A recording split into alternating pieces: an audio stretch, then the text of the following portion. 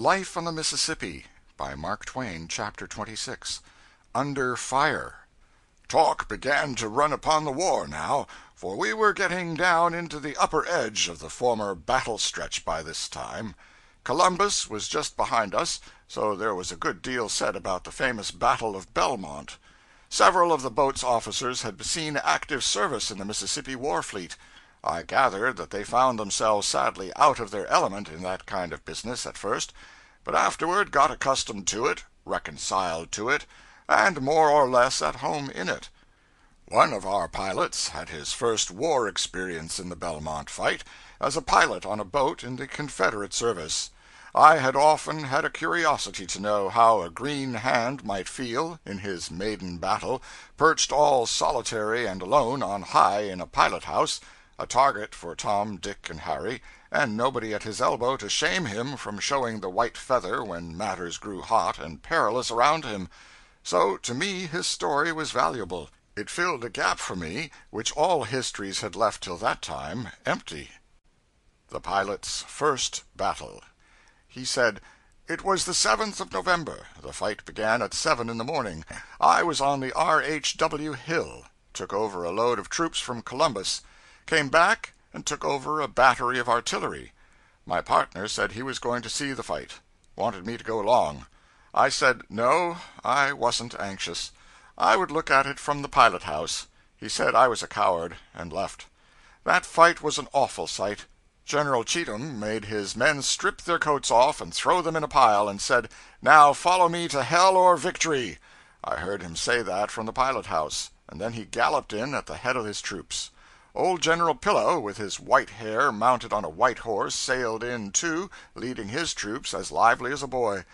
By and by the Federals chased the rebels back, and here they came, tearing along, everybody for himself, and devil take the hindmost, and down under the bank they scrambled, and took shelter.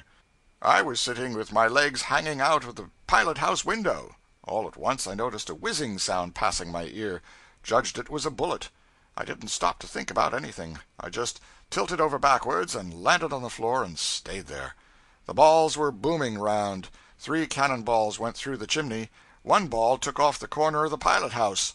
Shells were screaming and bursting all around. Mighty warm times. I wished I hadn't come.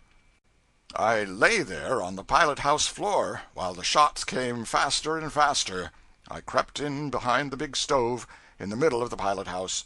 Presently a minnie ball came through the stove. It just grazed my head and cut my hat. I judged it was time to go away from there. The captain was on the roof with the red-headed major from Memphis, a fine-looking man. I heard him say he wanted to leave here, but that pilot is killed. I crept over to the starboard side to pull the bell to set her back, raised up and took a look, and I saw about 15 shot holes through the window panes. Had come so lively I hadn't noticed them. I glanced out on the water, and the spattering shot were like hailstorm. I thought best to get out of that place. I went down the pilot-house guy, head first, not feet first, but head first, slid down, before I struck the deck. The captain said we must leave there, so I climbed up the guy and got on the floor again. About that time they collared my partner, and were bringing him up to the pilot-house between 2 soldiers. Somebody had said I was killed. He put his head in and saw me on the floor reaching for the backing bells. He said, 'Oh, hell, he ain't shot,' and jerked away from the men who had him by the collar, and ran below. We were there until 3 o'clock in the afternoon, and then got away all right. The next time I saw my partner, I said, 'Now come out, be honest, and tell me the truth. Where did you go when you went to see that battle?' He says, 'I went down in the hold.' All through that fight I was scared nearly to death. I hardly knew anything, I was so frightened. But you see, nobody knew that but me. Next day General Polk sent for me, and praised me for my bravery and gallant conduct. I never said anything. I let it go at that. I judged it wasn't so, but it was not for me to contradict a general officer. Pretty soon after that I was sick and used up, and had to go off to Hot Springs. When there, I got a good many letters from commanders saying they wanted me to come back. I declined because I wasn't well enough or strong enough, but I kept still, and kept the reputation I had made. A plain story, straightforwardly told. But Mumford told me that that pilot had gilded that scare of his in spots, that his subsequent career in the war was proof of it. We struck down through the chute of Island No. 8, and I went below and fell into conversation with a passenger, a handsome man with easy carriage and an intelligent face.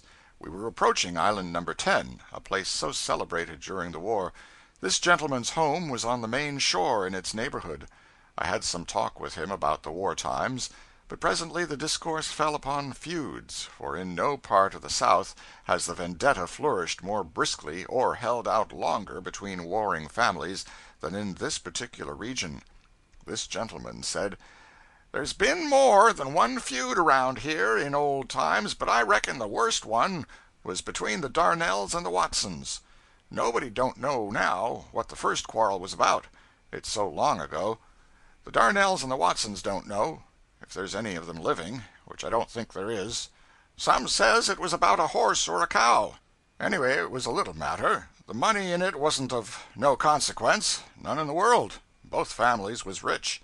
The thing could have been fixed up easy enough, but no, that wouldn't do.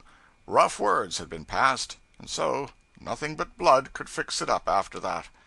That horse or cow, whichever it was, cost 60 years of killing and crippling. Every year or so somebody was shot, on one side or the other, and as fast as one generation was laid out, their sons took up the feud and kept it a-going. And it's just as I say.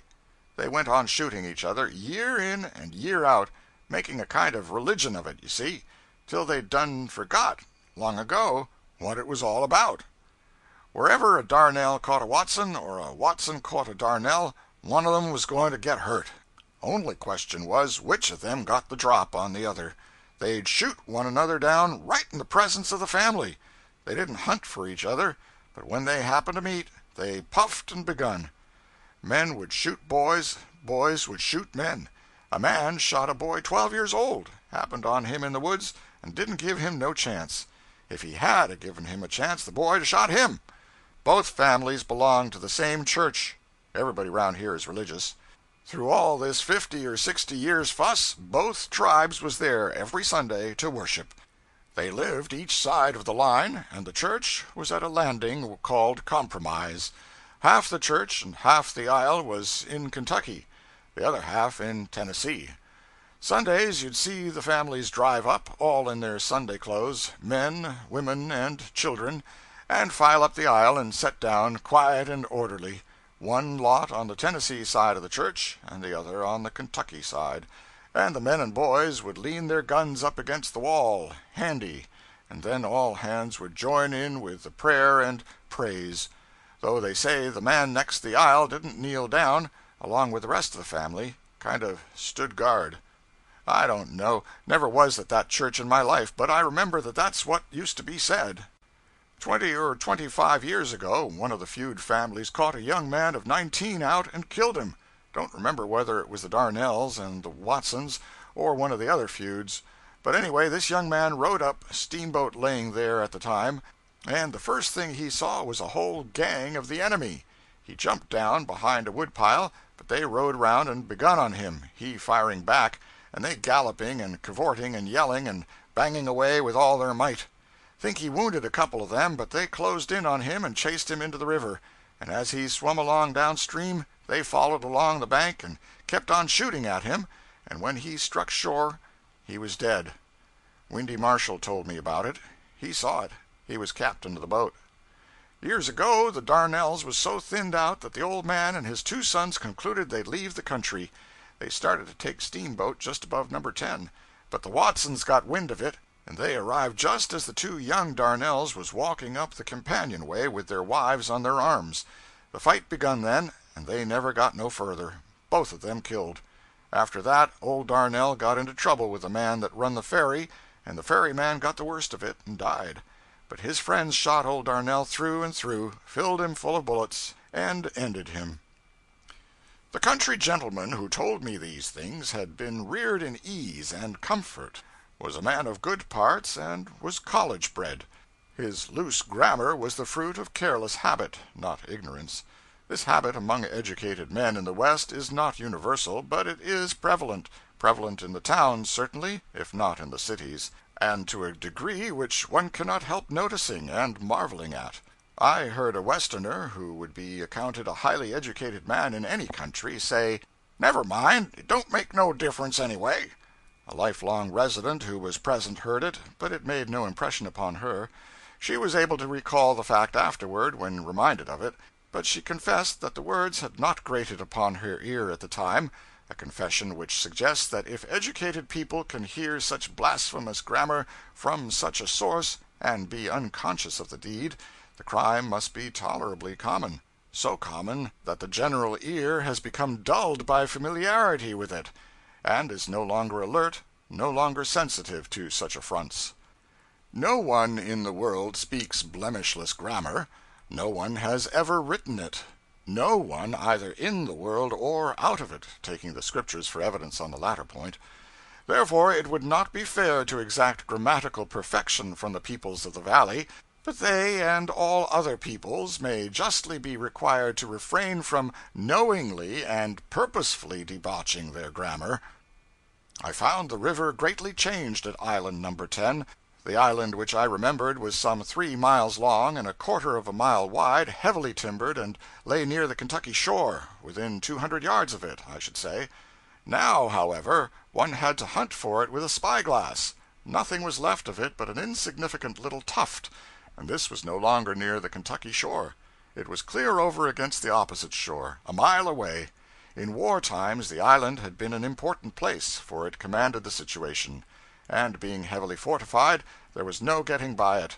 It lay between the upper and lower divisions of the Union forces, and kept them separate, until a junction was finally effected across the Missouri neck of land. But the island being itself joined to that neck now, the wide river is without obstruction. In this region the river passes from Kentucky into Tennessee, back into Missouri, then back into Kentucky, and thence into Tennessee again. So a mile or two of Missouri sticks over into Tennessee. The town of New Madrid was looking very unwell, but otherwise unchanged from its former condition and aspect. Its blocks of frame houses were still grouped in the same old flat plain, and environed by the same old forests. It was as tranquil as formerly, and apparently had neither grown nor diminished in size. It was said that the recent high water had invaded it and damaged its looks. This was surprising news, for in low water the river bank is very high there, 50 feet, and in my day an overflow had always been considered an impossibility. This present flood of 1882 will doubtless be celebrated in the river's history for several generations before a deluge of like magnitude shall be seen. It put all the unprotected lowlands under water from Cairo to the mouth.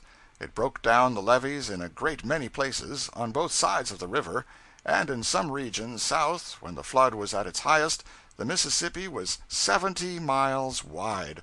A number of lives were lost, and the destruction of property was fearful. The crops were destroyed, houses washed away, and shelterless men and cattle forced to take refuge on scattering elevations here and there, in field and forest, and wait in peril and suffering until the boats put in commission by the national and local governments and by newspaper enterprise could come and rescue them. The properties of multitudes of people were under water for months, and the poorer ones must have starved by the hundreds if succor had not been promptly afforded.